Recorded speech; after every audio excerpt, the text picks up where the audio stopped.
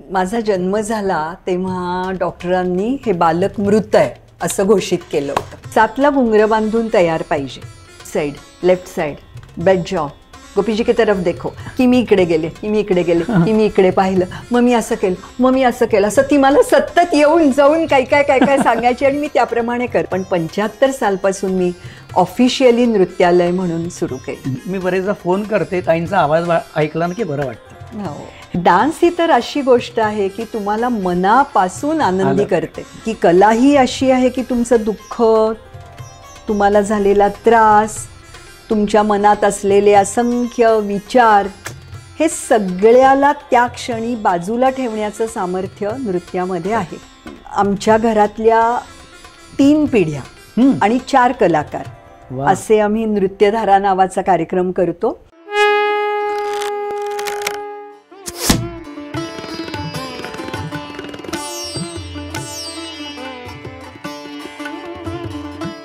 रसिको नमस्कार, मी पराग माटेगावकर. ध्येयवेडे कलाकारच्या या भागात तुमचं मनापासून स्वागत. रसिको, आज आपण भेटणार आहोत अशा एका कलावतीला ज्यांचं कथ्थक नृत्य क्षेत्रात सबंध जगभरात अत्यंत आदराने नाव घेतलं जातं. गेली 50 वर्ष फक्त भारतातच नव्हे तर जगभरात त्यांनी गुरुशिष्य परंपरा जोपासत अनेक शिष्य तयार केलेले आहेत. त्यामुळे आज भेटूया गुरु पंडिता मनीषा साठे यांना. मनीषाताई नमस्कार. नमस्कार पराग. सर्वप्रथम माझ्या ह्या सिरीजमध्ये तुमचं मनापासून स्वागत. धन्यवाद. आणि अभिनंदन याच्याकरता की तुमच्या मनीषा नृत्यालयाचा आता गोल्डन ज्युबिली इयर डिसेंबरपासून सुरू होते. त्यामुळे in advance thank you so much. तसं म्हटलं तर आता तुम्ही बघा, गेली 50 वर्ष या मनीषा नृत्यालयातर्फे खूप शिष्यवर्ग घडवत आहे, खूप छान तालीम शिष्यांना देत आहे. म्हणजे ही झाली 50 वर्ष.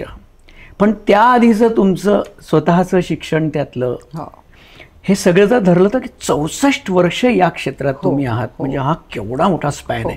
म्हणजे एक असताना काळ घालवणं एका क्षेत्रात, तो अक्षरशः तुम्ही काळ घालवलाय. आता हे सगळं बघताना ऐकताना खूप छान वाटतंय.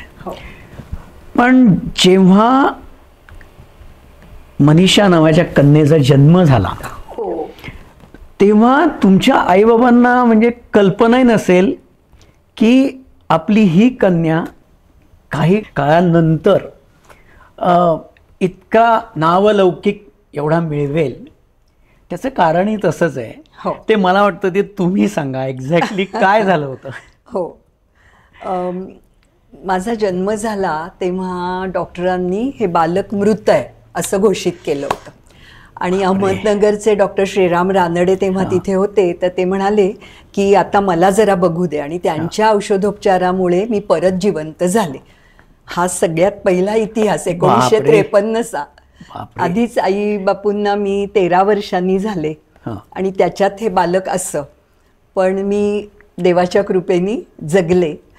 आणि तेव्हा डॉक्टर काकांनी आईबापूंना सांगितलं होतं की हिला आयुष्यभर फिजिकल एक्सरसाइज होईल असं काहीतरी द्या. म्हणजे काय, स्पोर्ट्स किंवा डान्स. पण मग आईनी विचार केला असेल की रेडिओ लागला की मी त्या गाण्यावर नाचायची इकडे तिकडे. आणि ते अतिशय रसिक होते. बापू स्वतःच्या एक हॉबी म्हणून दिलरुबा वाजवायचे. आईचा नाट्यक्षेत्राशी खूप जवळचा संबंध होता. ती नाट्यशास्त्र तिने अभ्यासलं होतं. ती वर्कशॉप्स घ्यायची, नाटकं दिग्दर्शित करायची. आणि त्र्यंबकराव जानोरीकरांच्याकडे ती शास्त्रीय गायन शिकायची. म्हणजे त्या काळात आकाशवाणीवर तिचे कार्यक्रम झालेले होते. सो म्हणूनसाठी तिने मला नृत्य क्षेत्रामध्ये 7-8 वर्षाची असताना मला तिने ठरवलं की मी नृत्य करावं. 7व्या-8व्या वर्षी. मी तेव्हा सतीश मास्तर म्हणून त्यांच्याकडे शिकत होते. पण ते 1-2 वर्षच आले आणि मग ते आले नाहीत. मग बाळासाहेब गोखल्यांकडे आईबापूंनी शिकायला ठेवलं. ते घरी येऊन शिकवायचे. शाळेतून मी आले की बाळासाहेब आलेलेच असायचे की रोज मग युनिफॉर्म बदलायचा, कपडे बदलायचे, आणखी लगेच डान्सला सुरुवात करायची. पण ते दोघही जण खूप द्रष्टे होते आणि त्यांना मी पंडित गोपीकृष्णजींकडेच शिकायला हवं होतं आणि त्यामुळे मग त्यांनी मला मुंबईला ठेवलं. तेव्हा त्यांनीच ठरवलं होतं की ही कथक नृत्यांगना बनेल. मुंबई ठेवलं तर म्हणजे पण खरं तर तुमच्या वडिलांचा बिझनेस होता ना. हो, पेंट शॉप. हो, साठे रंग भांडार म्हणून लक्ष्मी रोडला बापूंचं दुकान होतं, पण तेही त्यांनी बंद केलं. कोणालाही चालवायला वगैरे दिलं नाही. म्हणजे केवळ तुम्हाला, फक्त माझ्या बरोबर मुंबईला राहता यावं म्हणून. बर. आणि तेव्हा माझी आई आणि लहान बहीण पुण्यालाच राहायच्या आणि मी आणि बापू आणि आमच्या दोन्ही घरांमध्ये एक एक घरकाम करणारा मुलगा असे आम्ही सगळेजण तिकडे शिफ्ट झालो. कितव्या वर्षी तुम्ही? 11व्या वर्षी, 11-12व्या वर्षी. मग शाळा वगैरे तेव्हा कसं काय मॅनेज करत होता? मी तेव्हा 8वी मध्ये होते. माझं खूपच म्हणजे सगळंच आई बापूंनी माझं एवढं पटापटा केलं, शिक्षण सुद्धा. तर BPM हायस्कूल खारला माझी शाळा होती. शाळेपासून 2 वळणं घेतली की माझा डान्सचा क्लास होता आणि बांद्र्याला नॅशनल कॉलेज जवळ मी राहत होते आणि बांद्रा खार रोज सायकलवरनं मी करायची. तर त्यामुळे त्या काळामध्ये एकही मुलगी बांद्रा खारमध्ये सायकल चालवायची नाही. तर त्यामुळे तो जरा लोकांचा चर्चेचा विषय असायचा. पण दिनचर्या कशी असायची? म्हणजे शाळेत असताना वेगळी असायची. गोपीजींकडे असताना मी गेले तेव्हापासूनच गोपीजींनी मला सकाळी रियाजाला बोलवायला सुरुवात केली. 7 वाजता. 7ला घुंगर बांधून तयार पाहिजे.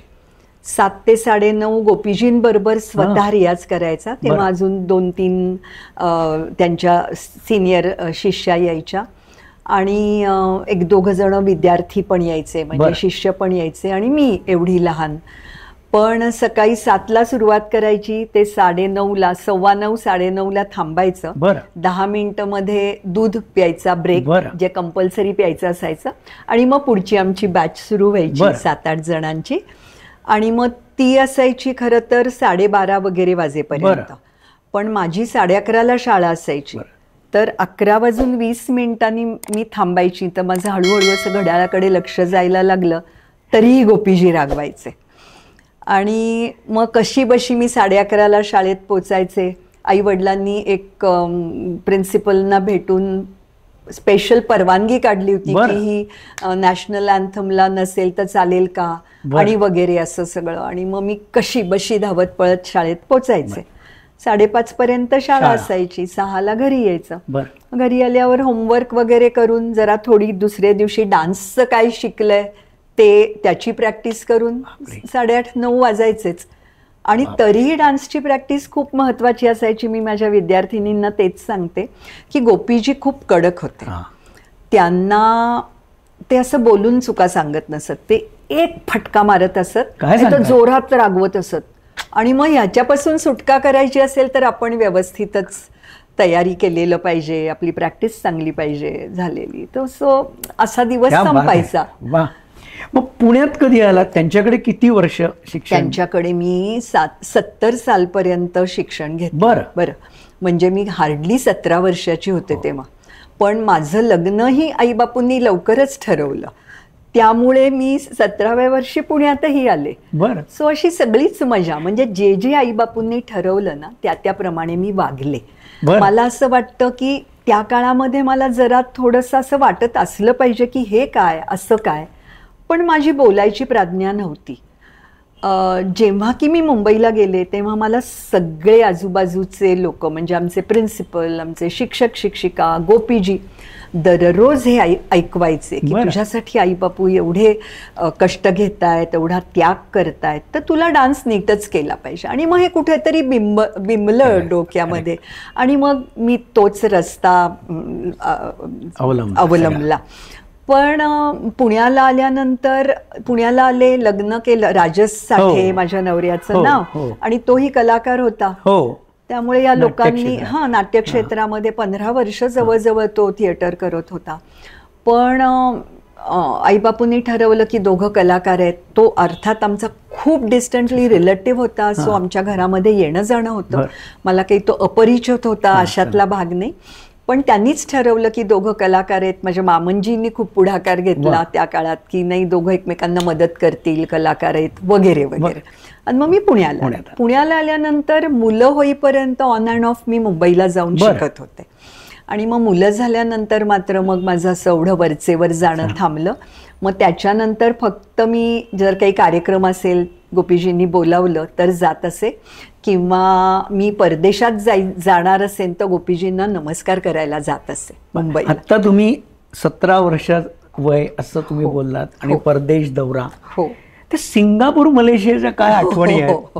सिंगापूरला तर मी गोपीजींबरोबरच गेले होते.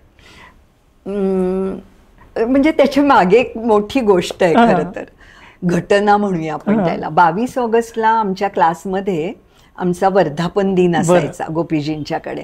आणि गोपीजींचा नृत्यवर्ग असा खूप मोठा हॉल होता, त्यामुळे तोपर्यंत तो हॉलमध्येच व्हायचा. तर माझ्यासाठी गोपीजींनी एक धमार ताल बसवला होता. माझा सोलो झाला आणि मी आमच्या ड्रेसिंग रूममध्ये गेले. तर सगळे दिदी लोक, माझ्या जे सिनियर ताया होत्या त्या सगळ्या मला पटकन हा घागरा घाल, असं कर तसं कर, तुला तर होरी करायची आहे. मला म्हणून एक मुलगी होती, ती आली नाही आणि ती पोचलीच नव्हती तोपर्यंत. त्यामुळे मालाचं काम ग्रुपमध्ये मला करायचं होतं. आणि असं ती होरी मी क्लासमध्ये गोपीजी शिकवत असताना नेहमी बघत होते. त्यामुळे मला काही ती पूर्ण अननोन होती, गाणंही माहिती नाही वगैरे अशातला भाग नव्हता खरं. पण मी तयार झाले घागरा वगैरे घालून.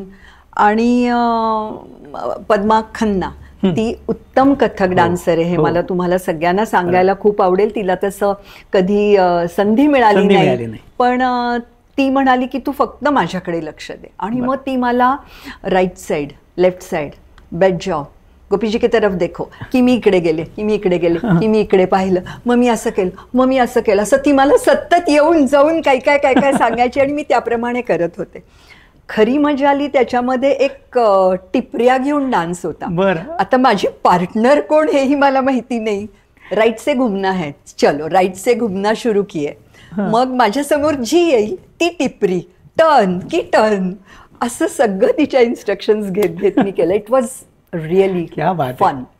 म्हणजे आता मी फन म्हणू शकते, पण तेव्हा मी खूप घाबरले असले पाहिजे. पण तुम्ही, गोपीजी खूप स्ट्रिक्ट होते असं तुम्ही मला सांगितलं, पण तुम्ही त्यांच्याकडे विशिष्ट वेळेला आईस्क्रीमचा हट्ट करणे वगैरे? हो, ते सिंगापूरला आम्ही गेलो तेव्हा काही कारणाने गोपीजींचे बरेच कार्यक्रम कॅन्सल झाले आणि त्यामुळे फक्त रोजचा रियाज 2:30 वाजेपर्यंत, मग जोरदार रियाज झाला की मग तिथे नाही, 2:30 वाजता तो एक घंटी वाजवत आईस्क्रीमवाला यायचा. मग मी गोपीजींना म्हणायची, संबंध ग्रुपमध्ये मीच तशी लहान होते की गोपीजी अगर आपको चाहिए आईस्क्रीम तो मैं ला सकती हूँ. तर मग गोपीजी आम्हाला पैसे द्यायचे आणि मग आम्ही आईस्क्रीम आणायचो. अशी ती मजा. मनीषा, म्हणजे हे नृत्यालय हे तुम्ही कधी सुरू केलं? 75? मी 75 मध्ये सुरू केलं, पण त्याचीही एक मोठी घटना आहे. सो माझ्या आयुष्यामध्ये अशा सगळ्या प्रसंग आणि घटनाच आहेत बरं का. मला विचारण्याच्या आधीच राजसनी आणि आईबापूंनी माझी नृत्य संस्था मी सुरू करावी, त्याचं नाव मनीषा नृत्यालय असेल, असं सगळं ठरवूनच टाकलं होतं. पण मी मनाशी नक्की ठरवलं होतं की माझ्या दोन्ही मुलांचा जन्म झाल्याशिवाय मी प्रॉपर नृत्यालय म्हणून नृत्यालय काढणार नाही. त्याच्या 70 सालपासून जशी मी पुण्यात आले तसं माझ्याकडे कोणी कोणी, माझी लहान बहीण, तिच्या मैत्रिणी, आजूबाजूच्या मुली इथे शिकायला लागल्या होत्या. पण त्याला मी असं काही नृत्यालय वगैरे म्हटलं नाही. पण 75 सालपासून मी ऑफिशियली नृत्यालय म्हणून सुरू केलं. गोपीजींची एक रियाजाची पद्धत पण वेगळी होती, शैली वेगळी होती. हो, म्हणजे आता तुमचं एक हस्तकांचं वैशिष्ट्य, सौंदर्य, नजाकत ही एक वेगळीच दिसते. म्हणजे जी मला असं वाटतं गोपीजींची ती स्टाईल नाही, ती तुम्ही स्वतःची डेव्हलप केलेली आहे. मग हे कसं काय केलं? युजली गुरुलाच फॉलो केलं जातं. हो, पराग काय आहे ना की हे जे सगळे हस्तक आहेत जे मी वापरते ते मी खरंच गोपीजींकडनं शिकले. फक्त त्या हातांकडे मी खूप ॲस्थेटिकली पाहिलं आणि विचारपूर्वक काम केलं. गोपीजी खूप म्हणजे अतिद्रुत लयीमध्ये ते काम करायचे. सो उघड आहे की ते हात असेच जाणार, असंच होणार. पण जर का थोडी कमी लय केली आणि त्यालाच क्लॅरिटी दिली समजा तर हात लांब होणार. बरोबर. हां, तर त्याप्रमाणे प्रत्येक हस्तकाचा विचार केला. आणि दुसरी गोष्ट म्हणजे हे अभ्यासलं की आपल्याला डोळे फक्त डोळ्यांच्याच जागी नसतात. कपाळाला डोळे असतात, डोळ्यांच्या जागी असतात, नाकाला असतात, अनवठीला असतात. मग आपण कुठे बघायचंय त्याच्याकडे, म्हणजे आपल्याला जर का समोर बघायचं असेल तर आपण खरं डोळ्यांनी बघू, बरोबर. पण आपल्याला स्टार्ट करायचंय नाकानी, मग नाकानीच वर बघायचंय, मग अनवठीनी आणून समोर थांबायचंय. असं जर असेल तर आपल्याला त्या डोळ्यांचा उपयोग, म्हणजेच त्याच्यासाठी आपली जी मान हलणार आहे ती केव्हा हलवायची आहे, तसं तसं बघायचंय का नुसतेच लुक्स द्यायचे, शार्पनेस दाखवायचा आहे. सो ह्या सगळ्या गोष्टीचा खूप थरली विचार केला. आणि तो विचार शिकवण्यामुळे जास्ती तो प्रगल्भ झाला असं मला अगदी ऍडमिट करायला आवडेल. कारण आपण जेव्हा शिकवतो तेव्हा आपण अधिकाधिक चांगलं शिकवायचा प्रयत्न करत असतो. गोपीजींकडून तुम्ही आलात इथे तेव्हा गांधर्व विद्यालयाच्या मला वाटतं मध्यमापर्यंत मध्यमा पूर्ण, पण मग विशारद, अलंकार वगैरे हे सगळं केलं. म्हणजे एक शिक्षण चालू राहायला पाहिजे म्हणून तो एक अप्रोच तुमचा होता की एक ते गुरूंनी अलंकार केलं असेल तर शिष्यांना शिकवता येतो ऑफिशियली, असं काही असतं का? म्हणजे असं असतं. बरं. पण तेव्हा काही माझ्या फारसं ते मनात नव्हतं. पण मी म्हटलं तसं की राजस आणि आई हे आमच्या घरातले अत्युत्कृष्ट समीक्षक. ते इतके स्पष्ट बोलायचे तर ते म्हणाले काय मध्यमापूर्णपर्यंतच थांबायचंय का? असं इतकं अशा चेहऱ्याने विचारल्यानंतर कोणीही म्हणेल ना की नाही मला करायचंय. बरोबर. आणि तेव्हा ऑलरेडी मी शिकवायला सुरुवात केली होती आणि मी मुद्दामून गांधर्व महाविद्यालयाचंच सिलेबस फॉलो करत होते. आणि त्याचं एकच कारण होतं की मला स्वतःला काहीतरी बंधन पाहिजे. अमुक एक वर्षामध्ये त्या विद्यार्थिनीचं ते शिकवून झालं पाहिजे. कारण मला 2 मुलं झालेली होती, त्यामुळे मुलांची कारणं, स्वतःचं घर गृहस्थी याच्यामध्ये मला हे बंधन आवश्यकच होतं. आणि मग मी त्याच वेळी स्वतःचा अभ्यास सुरू केला. फॉर्च्युनेटली काय झालं, राजस जगन्मित्र होता, त्यामुळे रमेश सामंत, विठ्ठलराव कदम, मुकुंद गद्रे असे उत्तमोत्तम साथीदार कलाकार, संगत कलाकार त्यांनी मला रोजच्या रियाजाला हे लोक येत असत 7:30 वाजता. आणि मग मी त्यांच्याकडनं रचना शिकत गेले. आणि मग त्या मी रचनांचा अभ्यास करून, पुस्तकं आणून, थिअरी वाचून अशा मी परीक्षा देत गेले अलंकारपर्यंत. तुमच्यातनं मनीषादी खूप काही काही छान क्वालिटीज आहेत. आता मी काय म्हणणार, मी खूप ज्युनियर आहे तुमच्या पुढे, पण त्या क्वालिटीज जर एक, मग ते फील्ड कुठलेही असो, वादन, गायन, नृत्य, त्यात जर असेल ना त्या कलाकाराला खूप फायदा होईल. स्विच ऑन स्विच ऑफ हे तुमच्यात फार आहे. म्हणजे आता ताणतणाव असतातच घरात, काही टेन्शन्स असतात, बाहेरची टेन्शन्स असतात, पण तुम्ही जेव्हा विद्यालयात जाता तेव्हा असं कधीही वाटत नाही कुठल्या स्टुडंटला की आज मनीषा त्यांना काही टेन्शन आहे किंवा काय. तिथून 4 तास 5 तास शिकवून घरी आल्यानंतर घरचे मग अगदी पटकन पोळ्या करून गरम गरम, म्हणजे थोडक्यात केवढी माहिती मिळवली. रिलेशन जपत हे जे करणं आहे ना, म्हणजे बरेचदा काही स्टुडंट्स म्हणतात की मी बरेचदा फोन करते, ताईंचा आवाज ऐकला ना की बरं वाटतं. हे म्हणजे तुम्ही हे स्वतः याकरता डेव्हलप केलंय की मूळ स्वभावच आहे तसा? पहिली गोष्ट देवाची कृपा, हे तर मी मानतेच. दुसरं काय आहे माहितीये का, की मी डोळे उघडून जगाकडे खूप बघते. आणि मला असं वाटतं की जे आपल्याला आवडत नाही, पटत नाही, ते आपल्यामध्ये कधीही भिनवायचं नाही. मग असे दुर्मुखलेले लोक म्हण किंवा श्रमलेले लोक म्हण जेव्हा घरात वावरताना मी बघते तेव्हा माझ्या मनात येतं की तुम्ही काय उपकार नाही करत आहात, बाहेर जाऊन काम करताय. म्हणजे तुम्ही घरातल्या माणसांसाठी आनंदी जर नसाल तर तुमच्या कामाचाच काही उपयोग नाही. करेक्ट. आणि डान्स ही तर अशी गोष्ट आहे की तुम्हाला मनापासून आनंदी करते. आणि तुम्ही मनापासून आनंदी असाल तर तुम्हाला बघणारा प्रेक्षक आनंदी होणार आहे. सो मला माझ्यापुरतं मी हे तत्व खूप अंगीकारलं, स्विच ऑन स्विच ऑफ. पण त्याची फार गरज आहे, खूप गरज आहे. अगदी अगदी. आणि तसंच तुम्ही तुमच्या स्टुडंट्सना नेहमी सांगता की 4ही बाजूला कॅमेरे आहेत. हो, हे गृहीत धरून हो. याचा म्हणजे काय त्याच्या मागे?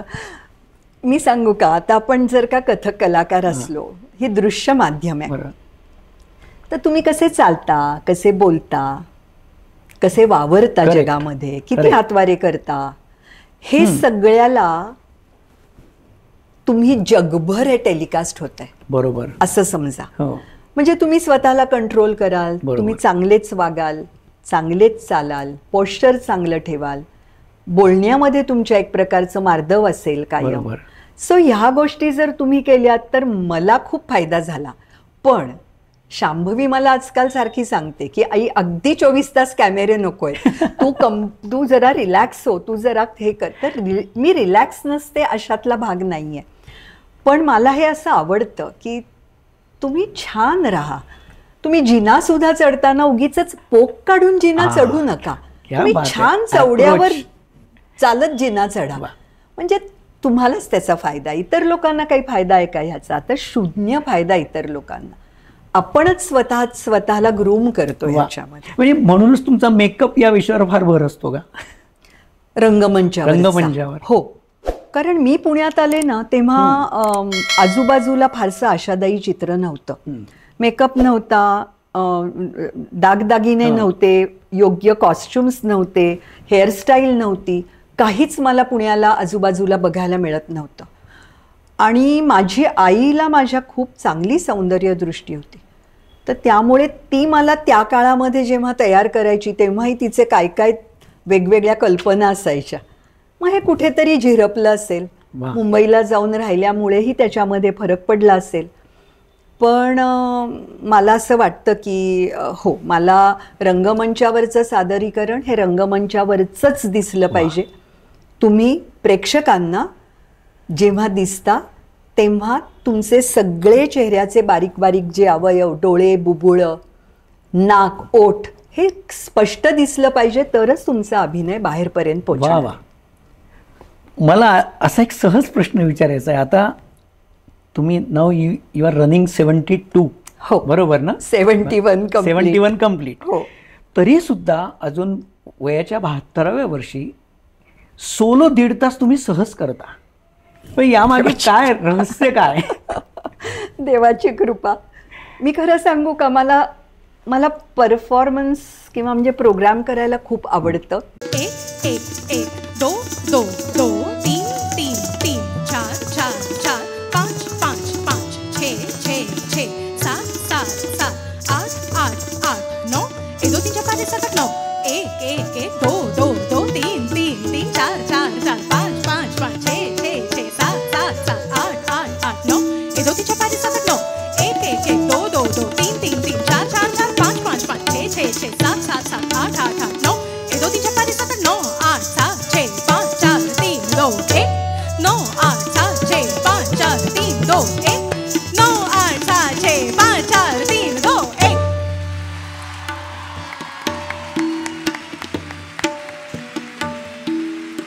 माझे सगळे सहकलाकार इतकी छान ऊर्जा मला देत असतात, त्यामुळे मला ते सगळं सोपं जातं करायला. आणि मुख्य तेच आहे की माझ्या मनाशी मी एक खुणगाठ बांधून ठेवली आहे की जेव्हा आपल्याला ही अमुक अमुक गोष्ट करता येणार नाही तेव्हा आपण रंगमंचावरनं खाली उतरायचं. देवाच्या दयेने अजून जोपर्यंत मला अतिशय पॉवरफुल असं ताल प्रदर्शन करता येतंय तोपर्यंत मी रंगमंचावर नक्की आहे. आणि आमची तीच इच्छा आहे की आम्हाला तुम्हाला असंच बघायचं आहे. तुम्ही हे सगळं करता आहातच, नृत्यालयाच्या मार्फत खूप शिष्य वर्ग आहेच, पण तुम्ही खूप वेगवेगळे प्रयोग केले, जसं जॅपनीज म्युझिक, इंडियन म्युझिक. हे कसं जॅपनीज म्युझिक करावं असं कसं काय डोक्यात आलं? आणि त्याची तुम्ही गणेश कला, शनिवार वाडा वगैरे मोठा NCPA, हां, ते कसं काय म्हणजे रिहर्सल्स वगैरे कसं? हो, ते सगळंच खूप चॅलेंजिंग होतं. कसं म्हणजे घडवून कसं आणलं? हो ना, 91 मध्ये प्रथम मिस्टर ताकीमोतो पुण्यात आले. ते म्युझिशियन आहेत, इलेक्ट्रोन नावाचं वाद्य ते वाजवायचे. आणि मग त्यांच्याबरोबर काम सुरू झालं करायला. पहिल्यांदा 2 मिरोक्कू आणि मा बोरोशी असे आम्ही 2 बुद्धाच्या जीवनावरचे बॅलेच केले, ते तिकडे जाऊन केले. मग मनीषा नृत्यालयाच्या 25व्या वर्षी आपण सगळ्या जपानी कलाकारांना इकडे बोलवलं. मग तो पहिला कार्यक्रम टिळक स्मारकमध्ये झाला, दुसरा कार्यक्रम तुमच्या गणेश कला क्रीडा मंचमध्ये झाला. सो हे सगळं खरं तर घडत गेलं आणि त्यामागे सगळ्या आमच्या घरादाराचे जेवढे कष्ट होते तेवढे माझ्या विद्यार्थिनींचेही कष्ट होते आणि तेवढेच मिस्टर ताकीमोतोंचे पण होते. आणखीन हे निरनिराळे उपक्रम खूप पुणेकरांनी तर एवढे उचलून धरले की काही बोलायची सोय नाही. पण त्या निमित्ताने थोडा जपानी संगीताचा अभ्यास झाला, जपानी नृत्यांचा, नृत्य प्रकारांचा अभ्यास झाला आणि जपानी संगीत आणि कथक किंवा वर्ल्ड म्युझिक आणि कथक हे सगळे असे उपक्रम होत गेले. वा, काही मला वाटतं जॅपनीज स्टुडंट तुम्ही इथे राहत होते ना तुमच्याकडे? हो हो, पुण्याला म्हणजे आपल्या घरामध्ये राहूनच दोघी मुली, ताकीमोतोंच्या 2 मुली माझ्याकडे शिकल्या आणि त्यांचा एक विद्यार्थी योशियो म्हणून आणि अमाया आणि कलोन म्हणून. पण त्या खूपच म्हणजे आपल्या घरातल्यासारख्याच त्या वावरत होत्या. सकाळी रियाज करायच्या, दुपारी आमच्याबरोबर असायच्या, संध्याकाळी भर क्लासमध्ये असायच्या, जागा मिळेल तिथे प्रॅक्टिस करायच्या आणि अशा घरातल्याच होऊन त्या गेल्यामुळे खरंच चांगलं शिकल्या. मग तुम्ही जॅपनीज लँग्वेज पण शिकलात? नाही नाही नाही, फारशी काही मी शिकले नाही, पण तिथे राहून राहून जे काही थोडंफार हां, म्हणजे त्यांच्या सगळ्या जपानी बोलण्यामध्ये 2 शब्द जरी इंग्लिश आले तरी मला संपूर्ण त्यांच्या बोलण्याचा मतितार्थ लक्षात येतो, असं एवढंच. तुम्ही भारतात तर तुमचं विद्यालय आहे त्याचं, म्हणजे आता त्याचा आधी उल्लेख केला की 50वं वर्ष आता आहे, पण तुम्ही US मध्ये सुद्धा जाऊन तिथले स्टुडंट्सना शिकवता. बरं, तेही आता अलंकार होऊन त्यांनी स्वतःची विद्यालय सुरू केली आहे, म्हणजे तुमच्या गायडन्स खाली, तुमची ती शिस्त सगळं फॉलो करून. म्हणजे मग तुम्ही किती दिवस US ला असता? कारण हे सगळं आता ऑनलाईन वगैरे आता सुरू झालं. खरं तर नाही, म्हणजे ऑनलाईन जेव्हा सुरू झालं, स्काईप होतं तेव्हा. बरं, अच्छा. तर तेव्हापासून मी त्यांना शिकवत होते स्काईपवर. बरं. कारण मी अमेरिकेला गेले होते तेव्हा त्या 2-3 मुलींचे ऑलरेडी क्लासेस होते. बरं. पण त्या मध्यमापूर्णच झाल्या होत्या. बरं. आणि मग तेव्हा असा रूल आला होता की तुम्ही अलंकार झाल्याशिवाय तुम्ही विशारदची परीक्षा मुलींच्या देऊ नाही शकत. बरं. तर त्यामुळे मग त्या मुली, आणि कार्यक्रम झाल्यावर खूप जणीच विचारतात ना की आम्हाला तुमच्याकडे शिकायचं आहे म्हणून, तर ते मला वाटतं ईस्ट कोस्टवरचं तसं सुरू झालं. त्या विद्यार्थिनींनी स्वतःच्या नृत्यसंस्था ऑलरेडी सुरू केलेल्या होत्या. पण माझं स्वतःचं एक आहे की ज्या मुलीला शिकायची अगदी तळमळ आहे, मग तिच्यासाठी मी पण वेळ काढते आणि तिला मी हर तऱ्हेने चांगलं शिकायला मिळेल असं बघते. मला एक सहज विचारायचं की जसा गायकाच्या गळ्यात सूर हा असावा लागतो, तो तुम्ही शिकवून नाही आणू शकत. बरोबर. लय अंगात असावीच लागते. बरोबर. आता एखादी मुलगी तुमच्याकडे आली आणि तुम्हाला लक्षात आलं की ती सिन्सिअर आहे, पण जर लय नसेलच, मग तुम्ही अशा वेळेला काय करता? म्हणजे क्लासमध्ये म्हणशील तर मी ही गोष्ट तू म्हणालास तसं की लय ही देवाकडनं घेऊन यायला लागते, ताल शिकवता येतो, ताल शिकवता येतो. पण एखादीच्या अंगामध्ये डान्सचा ग्रेसच नसेल, डौलच नसेल, किंवा ती हॉबी म्हणून सुद्धा डान्स करण्याच्या योग्यतेची नसेल, तर मी तिच्या आईवडिलांना बोलावून घेते आणि त्यांना स्पष्टपणे सांगते की माझ्याकडनं मी तुम्हाला हे सांगते, पण तुला आश्चर्य वाटेल, आईवडील असं म्हणतात की नाही, तिच्यात हा डौल नाही, आम्हाला माहिती आहे, पण तुम्ही प्रयत्न करा, डान्समुळे तिच्यामध्ये डौल येईल. मग असं असलं की ती 8 जणींमधली एक म्हणून खपून जाते आणि हळूहळू सुधारते. तुम्ही आता मनीषाताई म्हणालात की तुमच्या स्टुडंट्सनी पण म्हणजे आता विद्यालय सुरू करून त्यांची ऍक्टिव्हिटी सुरू केली, पण तरी तुमचं त्याकडे लक्ष असतं. म्हणजे त्या ॲन्युअल गॅदरिंगला तुम्ही जेव्हा जाता तेव्हा तुमचे जे स्टुडंट असते ज्यांनी विद्यालय सुरू केलं आहे, म्हणजे तिला तुम्ही म्हणता की ही जी ऍक्शन आहे मी तुला वयाच्या 14व्या वर्षी शिकवली होती, ही तू 8व्या वर्षी कशी काय शिकवली? म्हणजे इतकं बारीक लक्ष असतं. म्हणजे या मागचा काय उद्देश? काही काही वेळेला ना या मुलींना हे कळत नाही की ही मुलगी वयाने लहान आहे, म्हणजे डान्सच्याही वयाने लहान आहे आणि खऱ्या वयाने खऱ्या पण वयाने लहान पण आहे, लहान तर आहे. तिला झेपेल एवढं शिकवायचं. म्हणजे किती शिकवायचं? मग काही वेळेला मी त्यांची फक्त अॅन्युअल्सच बघायला जाते. मग काही वेळेला मला असं दिसतं की उगीच जडजड ॲक्शन्स मुवमेंट्स जर दिल्या तर तिला ते झेपत नाही. थोड्या सोप्या करून दिल्या, थोड्या सोप्या दिल्या तर ती चांगल्या रीतीने त्या पेलू शकेल ना, परत सादर करू शकेल. सो म्हणून त्यांनी विचारलं तर मग मी माझं प्रामाणिक मत देते. मग तिथे मी गुडी नाही बोलत, पण स्पष्ट मत दिल्याने एक होतं की त्या पुढच्या वेळेला त्या चुका होत नाहीत कधी. आणि या बाबतीत मी खरंच स्वतःला अगदी भाग्यवान समजते, कारण 75 सालपासून ज्या माझ्या विद्यार्थिनी आहेत त्याही आज तागायत माझ्या बरोबर आहेत. आणखीन सगळ्याजणी एकत्र आहेत, हे सगळ्यात महत्त्वाचं. तुमची 60 जेव्हा सेलिब्रेट केली हो, तर तेव्हा 60 ते 61 पूर्ण या दरम्यान तुम्ही ठरवलं होतं 60 कार्यक्रम करायचे. हो. मग आता 50 वर्ष पूर्ण होत आहेत, असं काही ठरवलंय का? म्हणजे खरं तर मी नव्हतं ठरवलं, मला ठरवायचं होतं, पण मी काही ठरवायच्या आधीच माझ्या मुलींनी मला खोडून काढलं. कारण मला 70व्या वर्षी पण 70 कार्यक्रम करायचे होते. क्या बात आहे. पण शांभवी आणि तेजस्विनी दोघी जणी म्हणाल्या, म्हणजे सून पण तेजस्विनी तीच याच क्षेत्रात आहे, शांभवी तर आहेच, त्या दोघी म्हणाल्या की काही नाही, हे काय तुला सिद्ध करायचंय? म्हणजे सिद्ध वगैरे नाही करायचंय, मला आवडतं. म्हणजे लेक्चर डेमॉन्स्ट्रेशन्स का होईना पण आणि प्रोग्राम्स का होईना, 70व्या वर्षी 70, म्हणजे त्या 2 वर्षामध्ये 70, पण ते काही मी केले नाहीत. तर यावेळेला माझ्या विद्यार्थिनींच्याच मनात होतं की असे असे 50 कार्यक्रम वर्षात व्हायला पाहिजेत.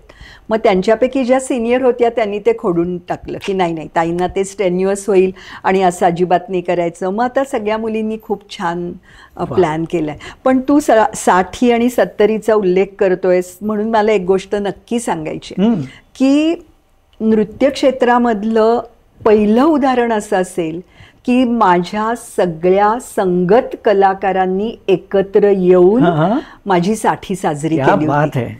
आणि ती सुद्धा मयूर कॉलनीतल्या MES ऑडिटोरियममध्ये.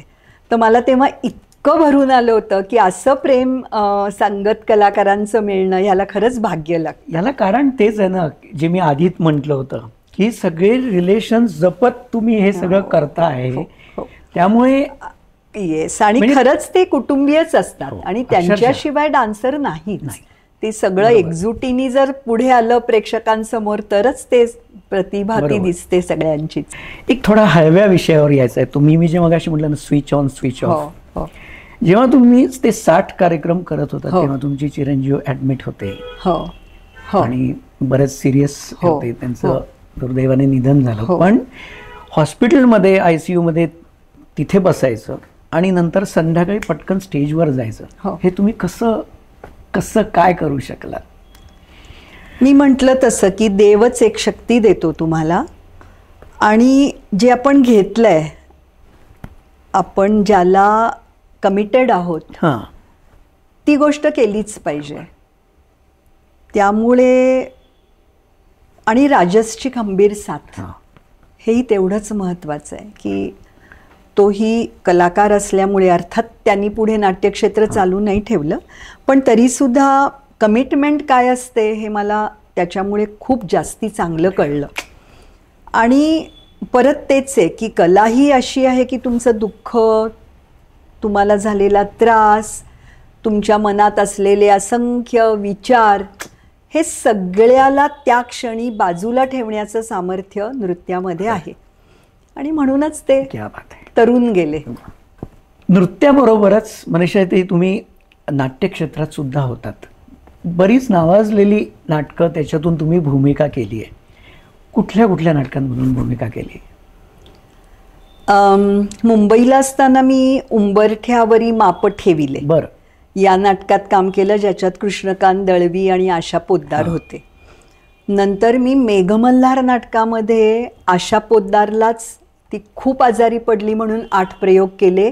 रामभाऊ, राम मराठे आणि वसंतराव देशपांडेंच्या बरोबर हिरोईनचा रोल, वय वर्ष 14. नंतर मी असंच तुझा आहे तुझपाशीचा 1 प्रयोग केला रमेश देव सीमा यांच्या बरोबर, आणि हे सगळं क्रेडिट आईला.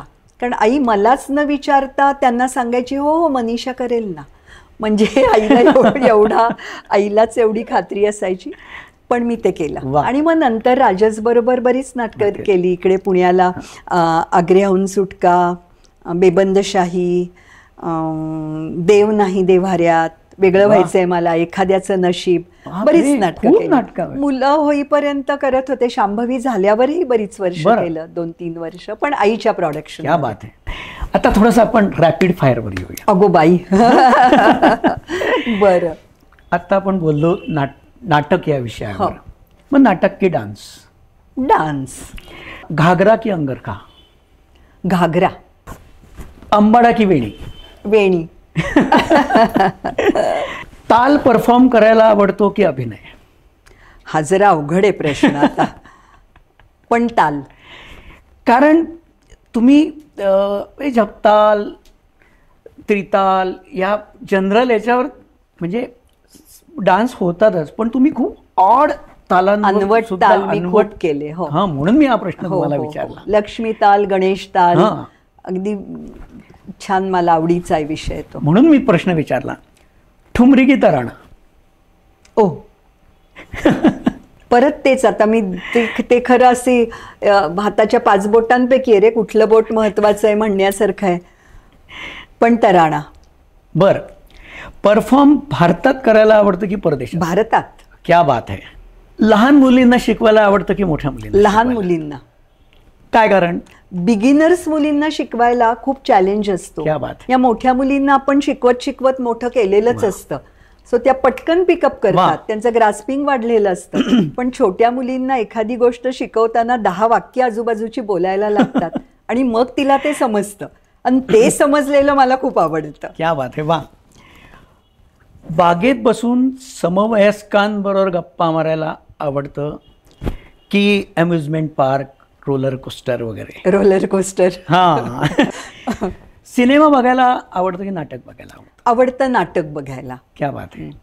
तुम्ही इतक्या देश विदेशात खूप प्रवास केला आहे, खूप वेगवेगळे रंगमंच, सगळं वेगवेगळं. तर त्यात असंही झालं आहे की तुम्ही मगाशी उल्लेख केला होता की काहीशी फूट मोठी बुद्धाची मूर्ती, आणि मग त्याच्या बुद्धाच्या डोक्यापर्यंत जाऊन तिथून मग ती एंट्री वगैरे, असे काय तुमचे अनुभव आहेत? ओ बापरे, ते अनुभव सांगायचे आणि थोडक्यात सांगायचे म्हणजे खरंच खूप अवघड आहे. पण तो अनुभव काय? तो अनुभव मी नक्की सांगते. कुरुमेमध्ये एक बुद्धाची मूर्ती अशी आहे, आपल्याकडे जसं अर्धनारीश्वर शिवांचं रूप आहे तसं त्या बुद्धांचं रूप आहे. एकीकडे ते पुरुष आहेत आणि एकीकडे त्यांनी बाळ हातात घेतलंय, असं ते रूप आहे. आणि त्या मूर्तीच्या तिथे एक सोन्याच्या बुद्धाच्या मूर्तीची प्राणप्रतिष्ठा होणार होती आणि त्यानिमित्त आम्हाला बोलावलं होतं.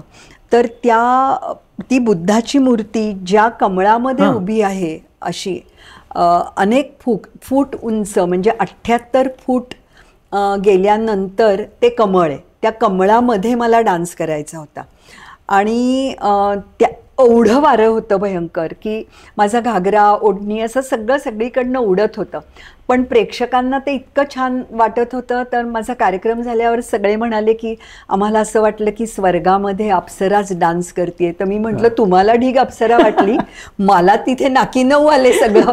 तेवढी ती कमळाची जागा आणि वर इतक्या डान्स करायचा, म्हणजे असे खूप अनुभव जपानला मिळाले, ज्यामुळे मला तंत्र शिकायला मिळालं. क्या बात आहे.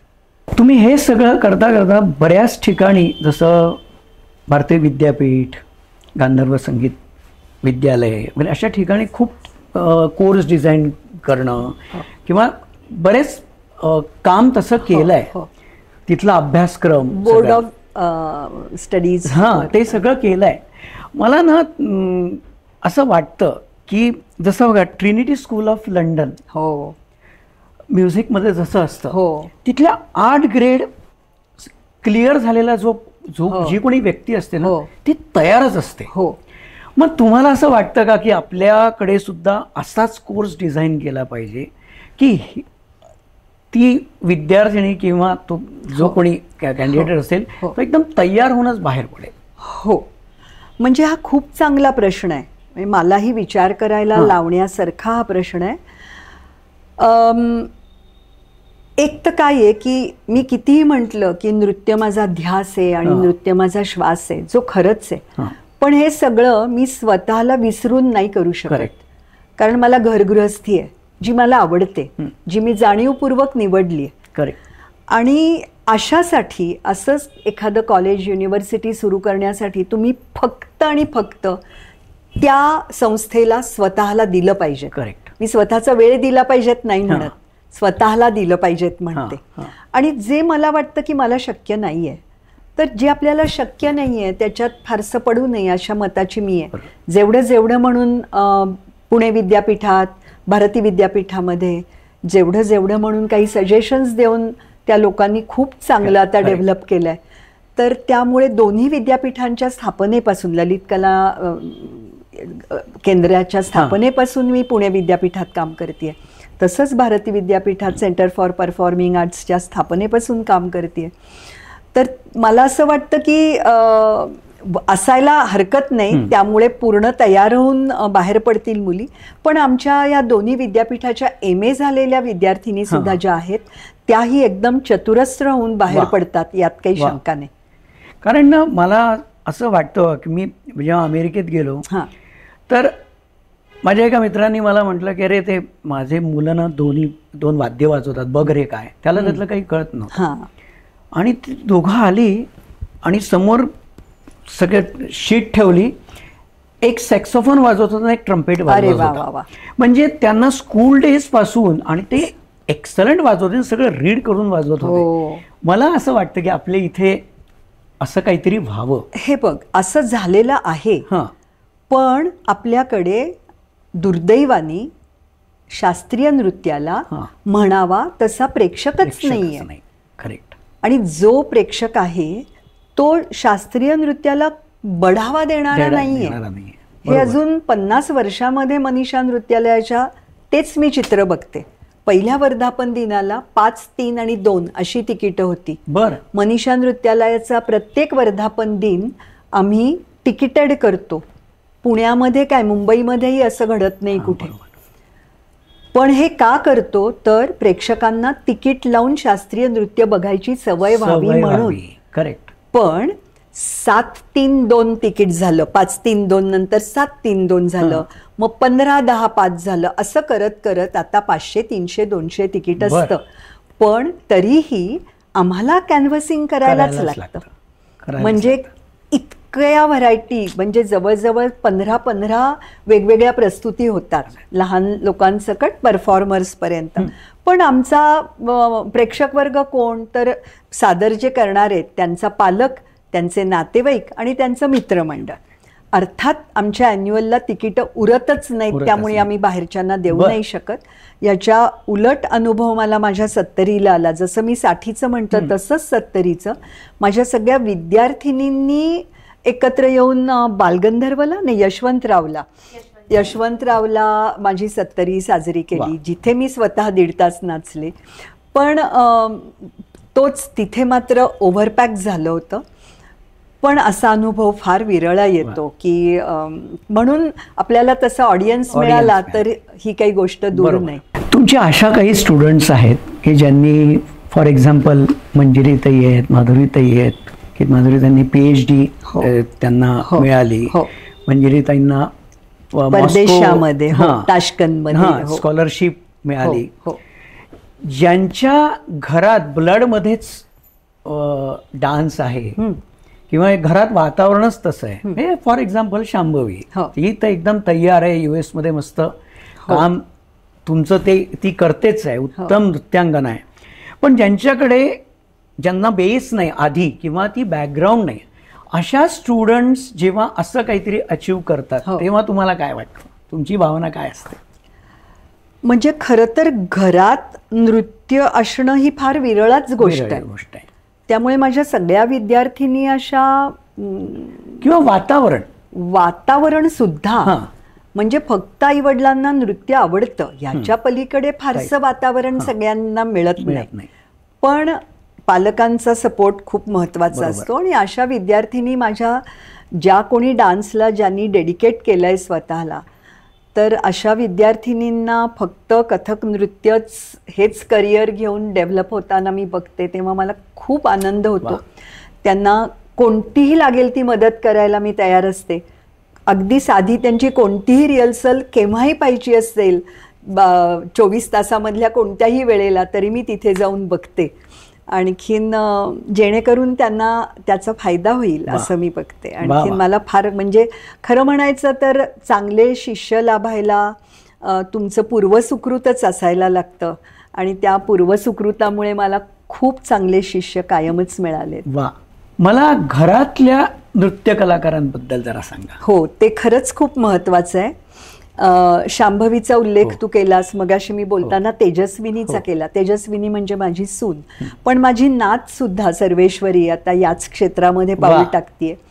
आणि आमच्या घरातल्या 3 पिढ्या आणि 4 कलाकार असे आम्ही नृत्यधारा नावाचा कार्यक्रम करतो. आणि अगदी 5 कलाकारही म्हणायला हरकत नाही, कारण माझ्या बहिणीची नात पण या क्षेत्रामध्ये काम करते. नीलकंठं भस्मांगं पंचवक्त्रं आशुतोषं गिरिजाधीपं शिखरराजं ताण्डवप्रियं जयतु जय जय जय नटेशं जय नटेशं जय नटेशं जयतु जय जय जय नटेशं जय नटेशं जय नटेशं जयतु जय जय जय नटेशं जय नटेशं जय नटेशं जयतु जय जय जय नटेशं जय नटेशं जय नटेशं जयतु जय जय जय नटेशं जय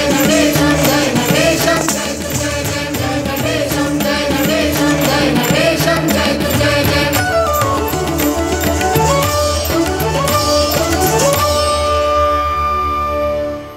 हे खूप छान वाटतं बघायला, कारण ही अगदी अभावाने दिसणारी गोष्ट आहे की पहिली पिढी मग करत नसते, नुसतीच पिढ्या तर पुढे जातातच. की जसं मनीषा नृत्यालयामध्ये 4थी पिढी आता चालू आहे, पण मला वाटतं की घरातल्या लोकांचा त्याच्यात घरातले जेव्हा नर्तक नर्तिका बनतात तेव्हा एक वेगळंच समाधान असतं जे मला देवानी दिलं. क्या बात आहे. वा वा मनीषाताई, खरंच मनापासून थँक्स तुम्हाला की अगदी इतक्या छान मन मोकळेपणाने तुम्ही बोललात. आणि गोल्डन ज्युबिली इयर करता माझ्या मनापासून शुभेच्छा. आणि तुम्हाला खूप दीर्घायुष्य लाभो आणि असाच खूप शिष्यवर्ग तुमचा म्हणजे तुम्ही असा तुमचा गायडन्स त्यांना मिळत राहो हे परमेश्वराच्या चरणी प्रार्थना. मनापासून आभार पराग. नमस्कार, मी मनीषा साठे. स्वरश्रीला लाईक करा, शेअर करा आणि सबस्क्राईबही करा.